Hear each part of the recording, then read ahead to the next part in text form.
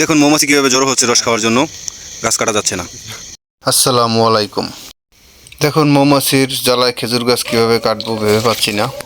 একদম গাছ জড়ো হয়ে আছে। আমি একটি পাতা নিয়ে তারপরে গাছের ডাল ভেঙে তারপরে এটাকে সরানোর চিন্তা ভাবনা করতেছি। সরানোর জন্য অনেক চেষ্টা করতেছি, কিন্তু হইতেছে না কিছুতেই। তারা রস খাওয়ার জন্য এখানে আসছে। গাছটা এখন পর্যন্ত পরিপূর্ণভাবে কাটা হয় নাই, একদম শুরু কেবল। তো উঠলাম, এখন দেখি যে মৌমাছি একদম জড়ো হয়ে আছে।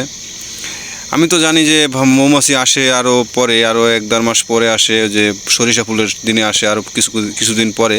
তো এখন পর্যন্ত আমাদের এলাকায় সরিষা ফুলের কোনো নাই, গাছ একদম ছোট ছোট, কেবলই বীজ ফলাইছে। তো এর আগেই তারা চলে আসছে খেজুরের রস খাওয়ার জন্য। এখন আমি গাছটাকে কিছুতেই কাটতে পারছি না। আপনাদের জানার থাকলে কেউ একটু বলে দিবে। 3টা কামড়ও দিয়েছে।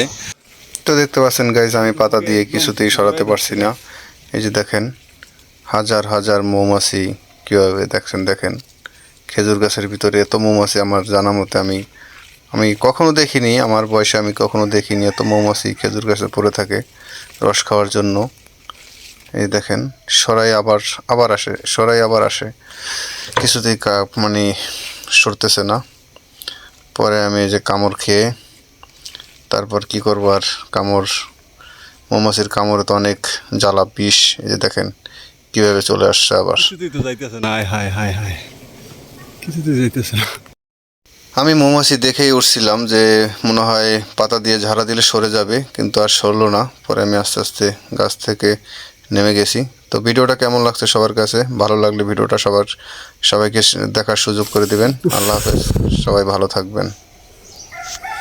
গাছ আর কাটা গেল না।